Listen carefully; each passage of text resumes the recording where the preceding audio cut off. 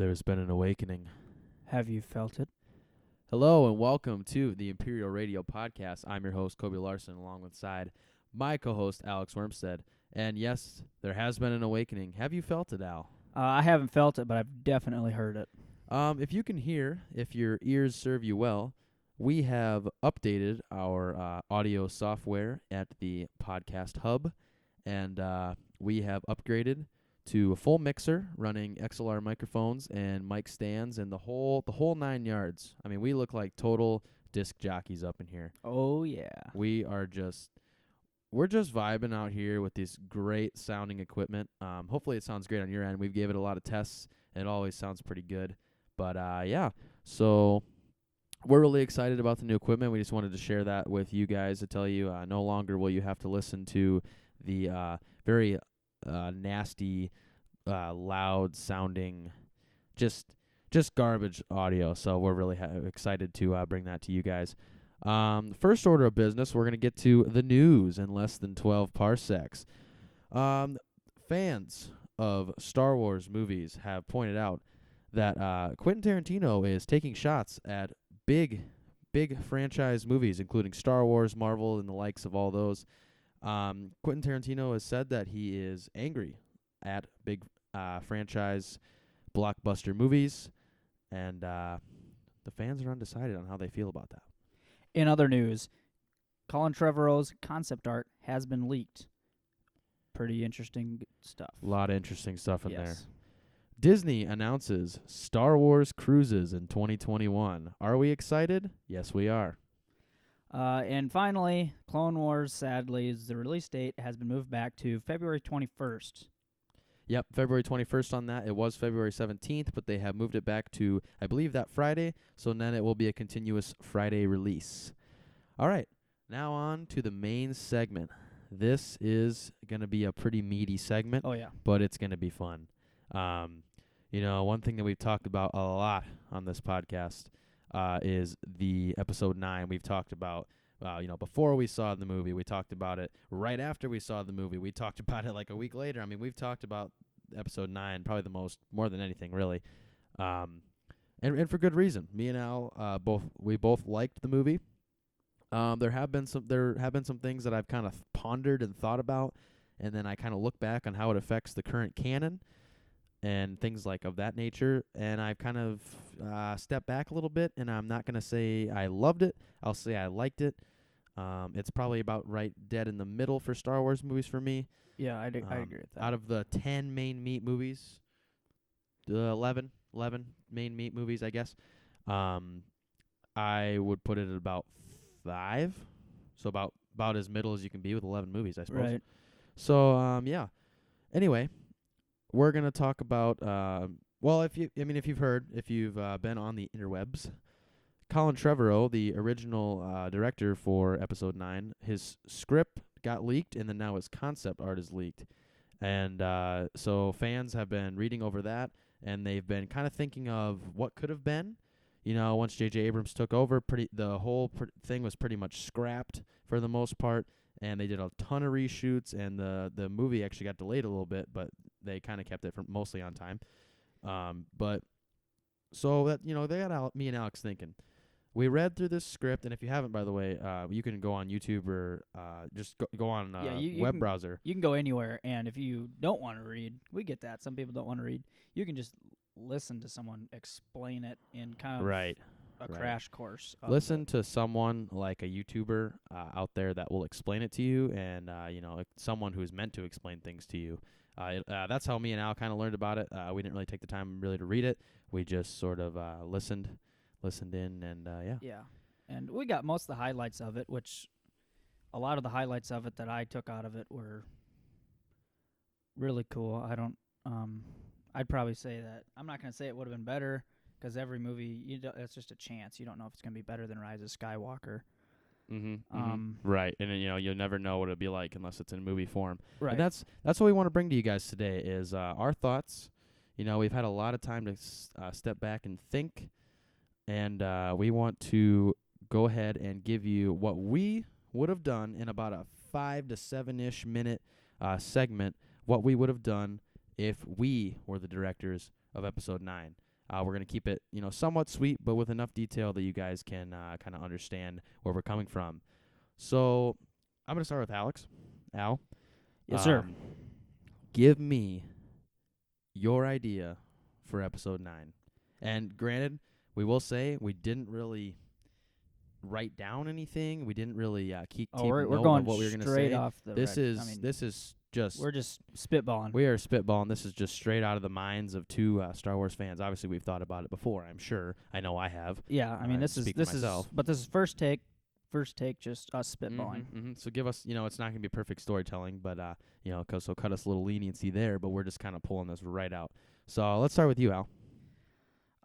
Yeah, it's really just it's so hard to spitball.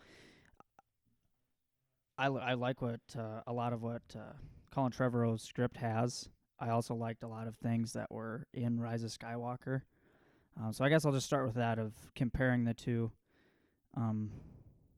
Before I say what I would do,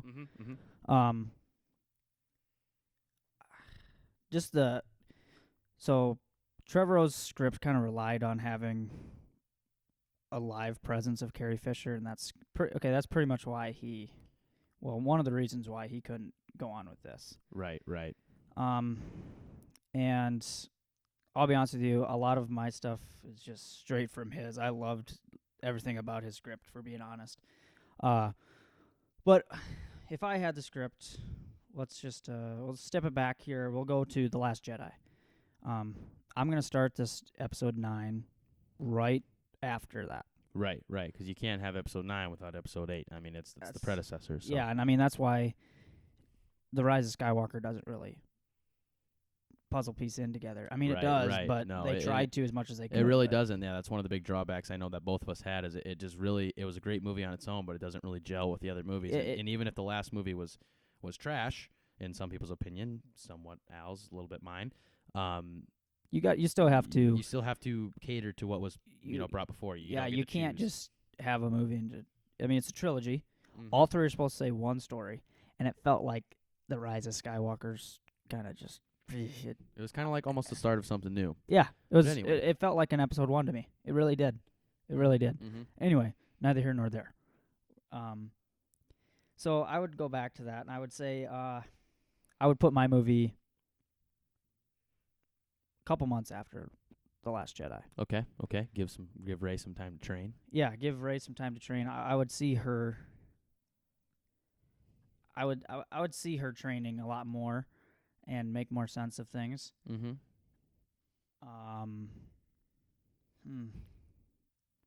I would also I want to see Kylo Ren as a big bad guy. I mean, he's supreme leader now. I want him to be the main focal point of the First Order. Right. And something that Trevorrow actually was going to do, he was going to become. I mean, he was going full bad. Mm-hmm. Full bad until his redemption as well. But yeah, I would just I mean, Kylo Ren needs to be the guy. He's the bad guy. If you're going to Snoke's dead. Mm-hmm. He is so dead. Snoke was going to be Snoke. That was going to be mine. Right. Snoke. Okay, the Emperor does not need to come back. Right. No, and I kind of somewhat agree with that. I mean, you take Vader's sacrifice and you just you crumple it up and throw it out the window. Yep. I mean, that happened. Mm-hmm. I mean, it didn't now, but it happened to me. Snoke, he was just very powerful, but that shows how powerful Kylo Ren is. Exactly. That's what I would take from that. And I don't want him to have a redemption. I want Kylo Ren to die as Kylo Ren. Right. Was it cool seeing Ben Solo back? Yeah. It was cool, but yeah, I think it does a lot more for the story on your end anyway. Yeah.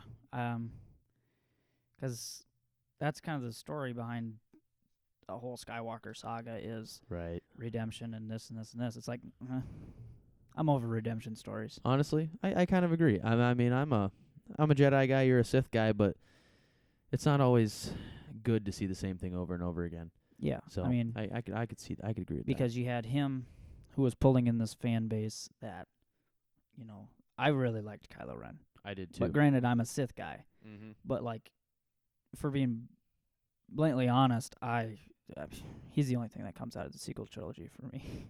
Right, right. I mean, I like Rey's cool. parts. I like characters, but as for the best characters out of the prequel or the sequel trilogy, excuse me, yeah, it's Kylo Ren. It's pretty much everybody's is Kylo Ren. I mean, Rey's awesome. I mean, Right. she's cool, but just Kylo Ren. He's Yeah. awesome. I mean, he's Han Solo's son. He's a Sith. He's a full-fledged Sith Lord by Episode 9. I mean, he's killing it out there, and then he becomes Ben Solo, which is cool, but if they're gonna go for the whole redemption thing, you almost want more. And that was the whole thing is we shouldn't want more, right? Especially after the romantic tension and the actual romance that happened between Rey and Kylo Ren, or Ben Solo, excuse me, when he gets redeemed. But I don't know, you want more. That's what I have been saying for a while now. But yeah, anyway, off this topic of Kylo Ren, he wouldn't, I think, ultimately it'd have to come down to Rey and Kylo Ren fighting, and,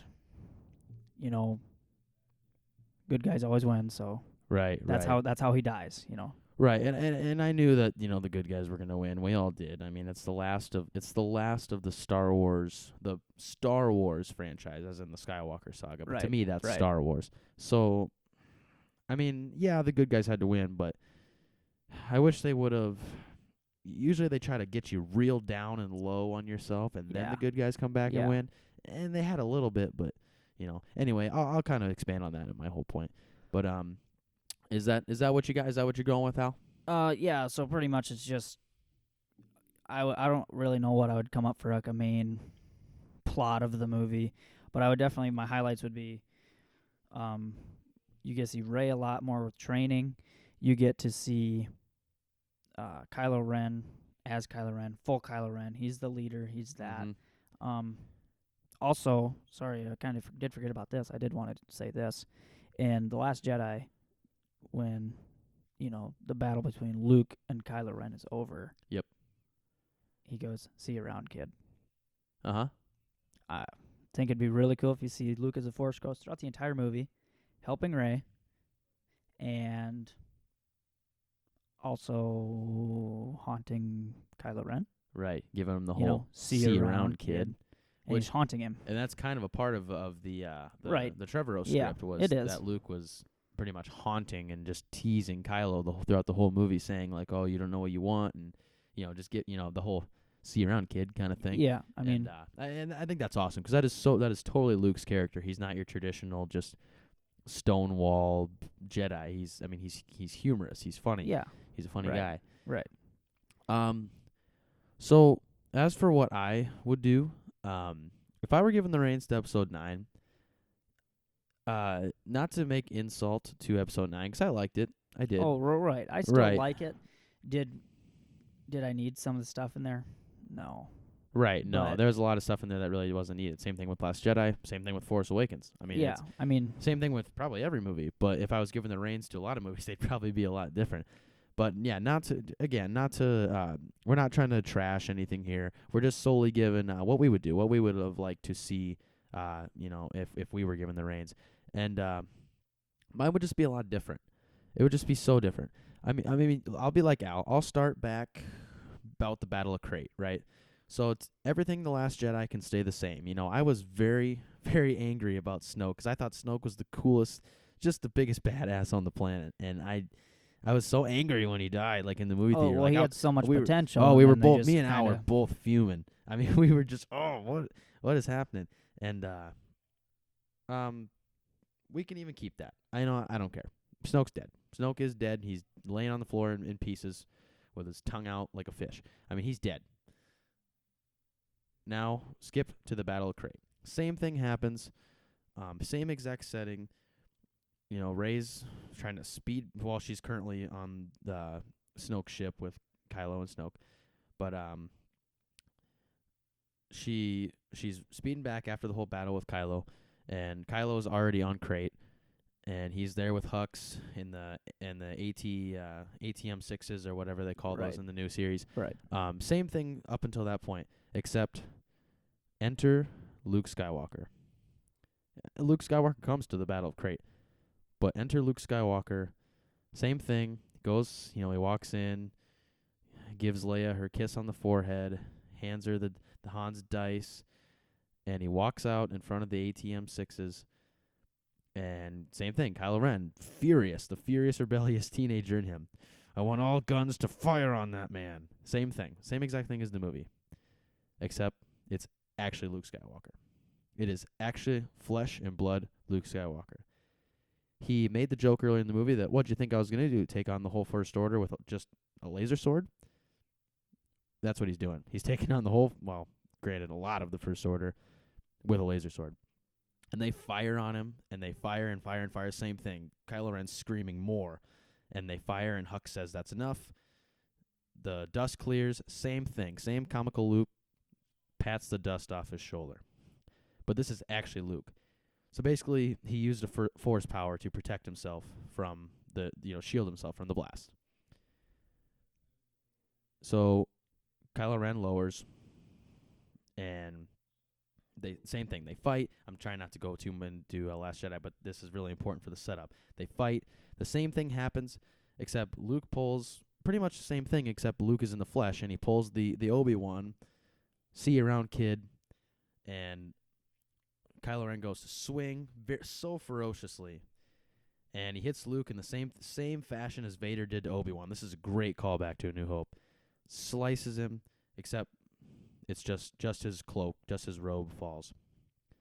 Same thing as Obi-Wan. And maybe Rey saw it. She's looking out the window or something. Maybe not the whole thing with her moving the rocks. We can kind of get rid of that. Rey sees it. She's furious, does the Luke scream, no, and basically, just the same thing happens. Luke sacrificed himself, but we at least got to see Luke fight someone other than Rey. So now go into Episode 9. Rey is a little darker. She's still training to be a Jedi. I mean, right? She's still, she's not a dark person. She's not a Sith or anything, but she's just got a little bit of angst, and she's a lot more angry at Kylo because she killed her master, and whether she had differences with Luke or not, that was still pretty much her master. But she's just a little more angry now. She's just a little more angsty.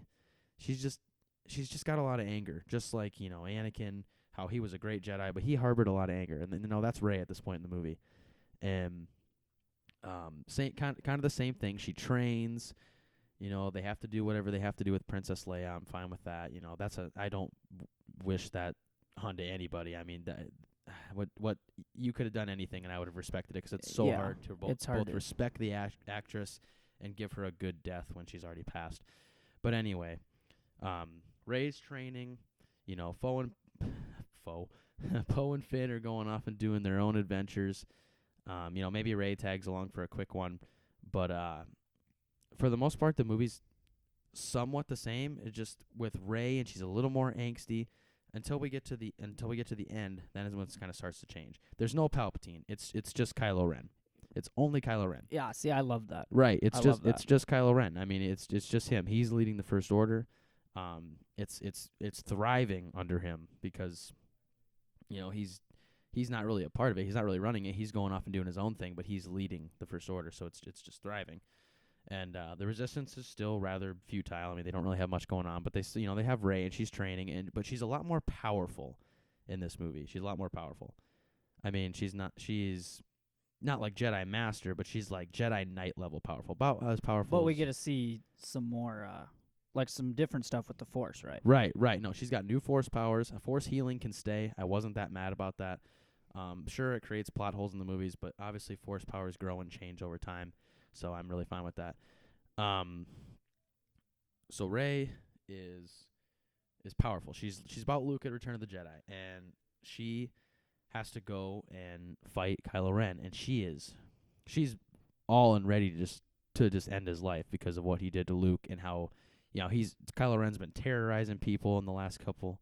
And by the way, this takes place maybe a year after The Last Jedi. I give it some time for her to train and get these powers, so she isn't just a Mary Sue. I mean, I guess if you think about it the way I would do it, I guess, because then the 3 movies would be just boom, boom, boom, because right.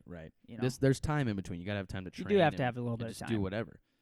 But so Rey ends up going. It doesn't matter where. I don't care where the battle takes place, but she's gonna go and fight Kylo Ren. They're having their Force visions, except every time that one happens, she's angry and she's yelling at him, and she's about damn near ready to go to the dark side at this point. Not to take away from your little bit of how you would do the movie, but just think of this something really cool. So in Trevorrow's script, they go to Coruscant. Mm-hmm. That's the First Order's headquarters. Right. Let's have a battle in the Jedi Temple. In the Jedi Temple, let's make it happen. So they are battling in the Jedi Temple. Let's just. Sorry, I mean I don't mean to take over your No, prediction, no, but I'm really You give me intrigued great by ideas. yours. I think that yours is like, I mean, hands down better than mine. I really didn't know what I would do, but yours is really good, and I like everything about it so far. Let's say I'll mixture a little bit of ours together right now. Mm-hmm. I mean, people, we are just going. We just, are 100% we're just spitballing here, spitballing. literally. This is just thoughts we've had in our brain, and we're putting them together. I'm not to try and intercept your whole thing, but let's combine them here. Let's just say everything's yours, right? Okay. And let's make the final fight scene in the Jedi Temple, and then once everything's smoke clears, Mm-hmm. we want Duel of Fates playing while they fight. Yes, we have to have Duel of Fates. Have to have Duel of Fates playing, and then I don't know, somehow Rey gets Kylo Ren and kills him.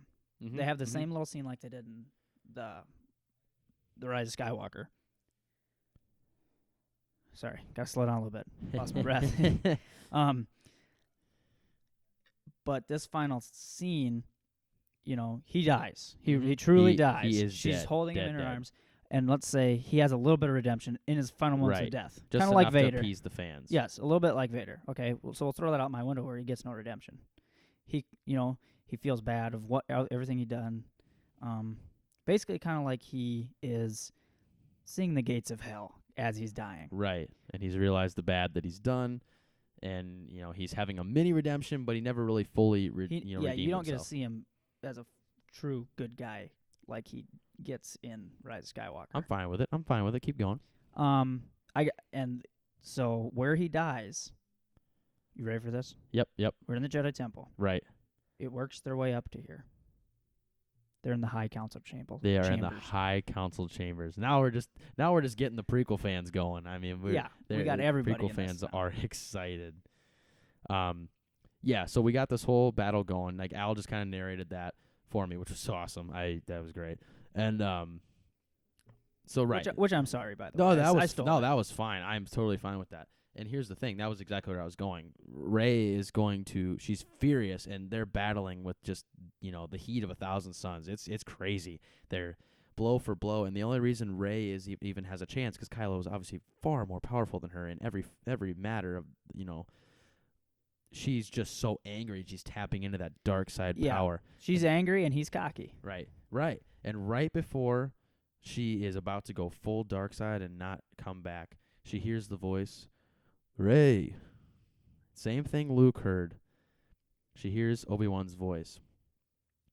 And she immediately kind of steps back, and they're both, they're kind of just standing there, kind of like that, she kind of moved back from Kylo a little bit, and they're both kind of, 6 feet apart, and they're just kind of looking at each other, and Rey's just, they're both they're not, they haven't gave up. They're just kind of like in defense mode, but Rey's kind of thinking, she's hearing voices, and she sees Obi-Wan, and he's like the the original trilogy Obi-Wan. He's not Ewan McGregor. I'd love to have Ewan McGregor, but I think it makes more sense to have does make an more Alec sense. Guinness. And he's standing right where his High Council chair is, by the way. Oh, I like a that. hidden tidbit for the prequel fans. And he's standing right there, right in front of the chair. And he gives her a quick little, I wouldn't even know what to say right off the bat, but just a quick little hey, kind of don't do it kind of thing. But how Obi-Wan would say it, like, Rey, don't give in to your anger, something like that. Oh yeah, I like that. I like that a lot. All of a sudden, you see Yoda close to Obi-Wan's chair. Rey, powerful you are. Something like that. And then says, same thing, not to go on the dark side. All of a sudden, Anakin, and he's he says something, and Kylo can see him too for some reason, because there's some kind of like force nexus going on where they both can Okay. see these. And you see Anakin, then you see Mace, and then you see Kit Fisto and the Ki-Adi-Mundi, and then all of a sudden, all of the High Council Jedi members are around them, staring them down, and they're talking to them, and they're talking to Rey and Kylo, and it's kind of like when there's a part in a movie when like 10 people are talking Just at crazy. once. Just And crazy. you can make out little things like and they're coming at Just you from popping all, off one you by can one you by can one by one. understand every single one that's being said, like they're all separate like audio tracks, but they're just going all off at once. It's just kind of like in the movie, but except just a little faster. And it's just a surreal moment. It's that, but you can see all their force ghosts, you can hear their sounds, and then all of a sudden Kylo just has enough, and he just like does like a force push on the ground, and just like the whole room just shakes like an earthquake, and then they're gone, to show his mass amounts of power. And then they continue to fight, and they fight, and finally Rey makes the shocking striking blow, shockingly right into his gut, same thing as they did on the Death Star, and Kylo topples down, and she holds him in her arms, and she realizes what she had done. She was fighting more defensively. She wasn't quite using as much anger because the Jedi had advised her not to. She probably even had a little moment of, she's holding her lightsaber up, and na, na, na, na, na, plays, Right. Twin Sons, and but she still ends up, jabbing him, and except this time she doesn't force heal him. She goes to, and he says, "No, don't." And they have a really touching moment. They don't kiss or anything. We're not going with the Reylo. Okay. Sorry, Reylo shippers, but we're not going with Reylo. They have a really touching moment. Like, they definitely care about each other, just not in that way. And basically, yeah, it's just kind of like how how you think it would go out. It's just those two, and she holds Ren, but except at the end she gives him a proper burial, and she buries him next to his father. Because we're not doing the Jedi burning thing anymore, because when humans burn, they smell very stinky, and I never really understood that. Like, Yeah. I love it. It's very emotional, but I feel like it do be kind of stinky though. Yeah, well, like just think of Kylo Ren's quarters. I mean, he's got Anakin Skywalker's burnt head in a helmet. Right. And so yeah, or you could go with the burning too, and then maybe she makes like whatever the Star Wars version of a headstone is, and it shows you, all of the past, your Luke and Anakin, and it's got them all, like their bodies aren't there, but they have like somewhat of a headstone or something, and yeah. So that's something. That's what I would go with there. All right. So that's kind of all we got for the reins to the episode 9, and basically just like what we would do to the movie was great. Don't get me wrong, I loved it, but it would just be so cool. I just want to direct a Star Wars movie, and I know Al does too. I mean, we all want to. Every fan wants to. One of these days, we'll have to talk about my my clone movie that I've talked about. Oh with yes, you. we will be bringing that up. But now we're gonna move on to our history moment. This one's gonna be a little bit shorter of a history moment, but it's definitely jam packed with information, so you're not getting shorted out there. I promise you that. So the topic of discussion today is the Jedi Order, and not Luke's Jedi Order that started and failed. Rest in peace. Not the old Jedi Order, but more along the lines of the Jedi Order that you see in the prequels. If you don't know, me and Al we've said this multiple times. I think we've said it in every episode. I think we've said it in every episode. I mean, but we're we prequel are kids, so massive prequel fans, and we love I mean, I love talking about Jedi, mostly because I'm just a big Jedi guy. I love not so much the philosophy, but I just like a lot of the Jedi. Right. And Al is less of a Jedi guy, but he still respects a lot of the Jedi a lot. He's just more of a Sith guy. yeah, I'm the absolute opposite. I don't know why. I'm just I can't grab onto the light. I always go to the dark. Right. Well, right, and everybody has the light and the dark, so it's really hard to just navigate to one side.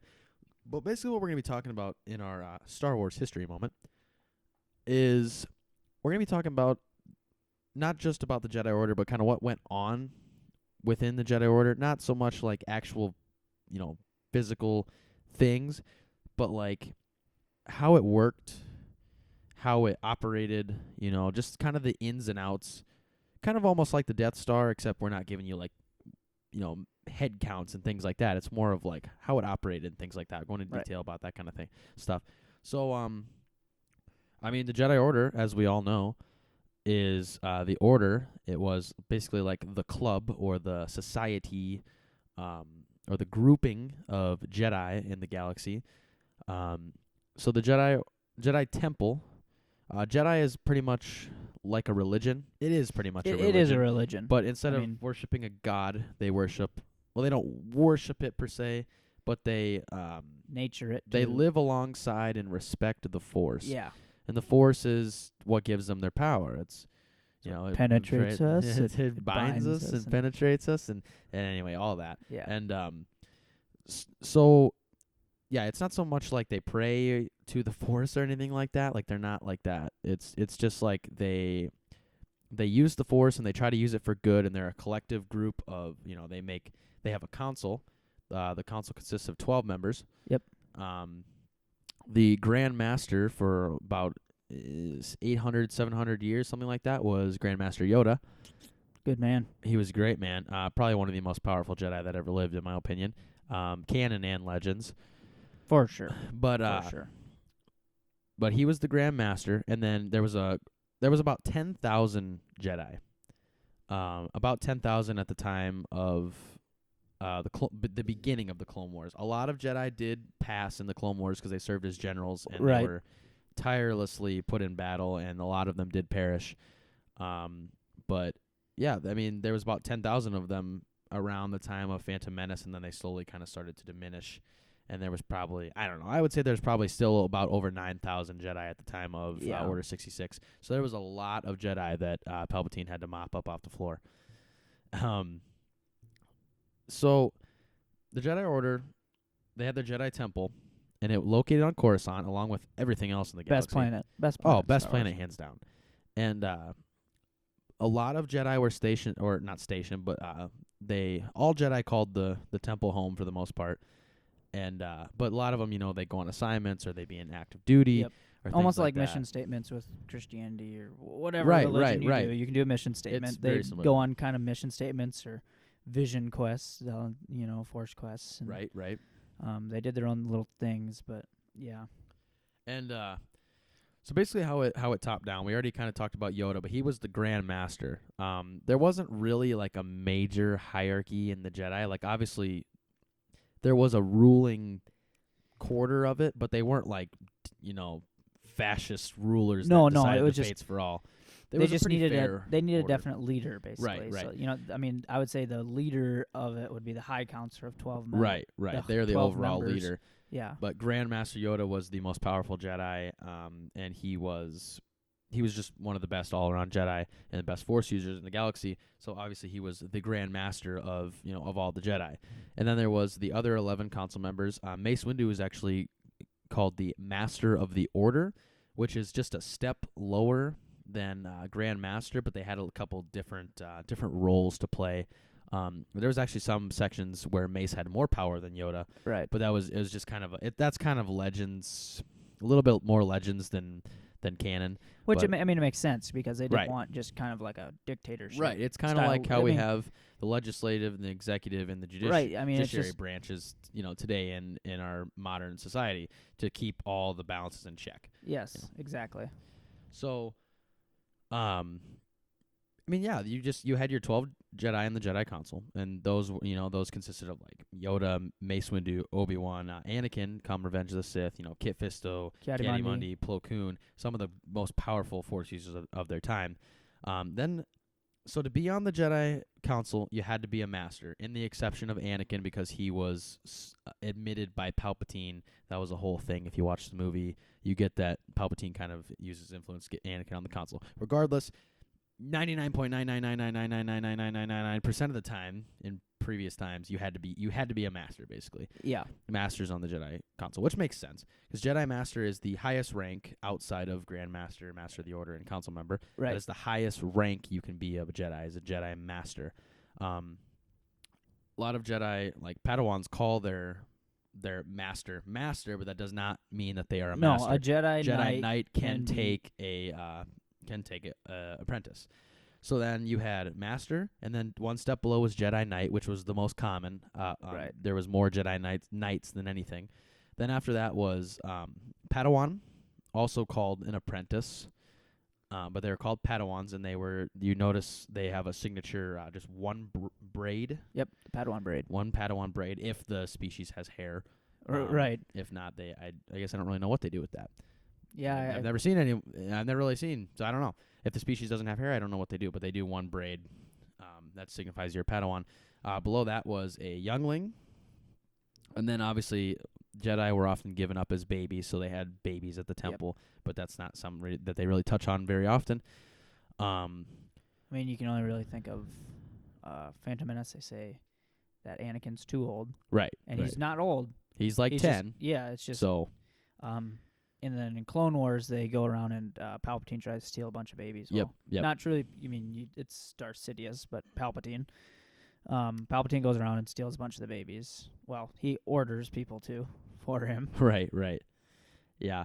So, the Jedi, they were considered peacekeepers. They were not warriors like some people think. Like some people think of a Jedi and they think of someone that, it's a scary man with a laser sword that's going to come and cut me down. No, they were actually peacekeepers. They were trained not to fight unless they absolutely had to, and only to defend. They only fought to defend. They didn't fight to attack. Never to attack. Obviously, there are times that you must attack because it's a defense, but it wasn't like a true just attack like out of like anger. Like it was for a right. The Sith do that. It was for love. if they ever attack, it's for a reason. It's to defend basically. But they all are supposed to trust in the Force. The Force guides them. The Force is what gives them all their powers. Your Force pull, Force push. Their Jedi mind tricks, things like that. And basically, that's just what we wanted to talk about was how the Jedi Order operated.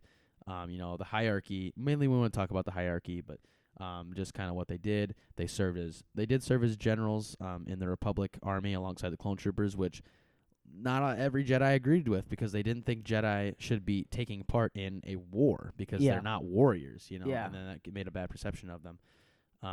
But that's a topic that gets touched a lot in the Clone Wars, the TV show, which was great, by the way, and you need to watch that. On February 21st. The first episode of Season 7 comes out on Disney Plus.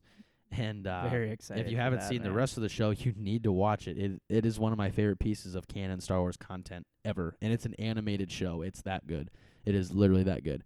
So that's going to kind of wrap it up for the history moment. Now we're going to say goodbye. And before we say goodbye, we did want to mention that we want to get some feedback. How'd you guys like the audio? How'd the audio sound on your guys' end? We're really excited about the audio, so we really want to know if is it good? Is it about the same? Well, we know it's better. I mean, you can't tell us it's crap. We've heard it. Yeah, but I mean, if just let us know how you like it. But so that's pretty much it. If you want to contact us, you can contact us on Twitter at Imperial Radio P1. That is at Imperial Radio P1 on Twitter. You can email us at imperialradio66@gmail.com. That is imperialradio66@gmail.com. You can now find us on Facebook. You can actually put the @ sign in Facebook. Didn't know that. Put the @ sign in Facebook and put at Imperial Radio Podcast, and you'll find our Facebook page. Not a lot going on there yet. We literally just created it yesterday. Yeah. So go drop us a like, go drop us a follow, a friend, whatever you got to do to get in contact with us. Drop us an email. Doesn't matter. So with that, we say goodbye, and thank you for listening. Have a good night. Much love, boys.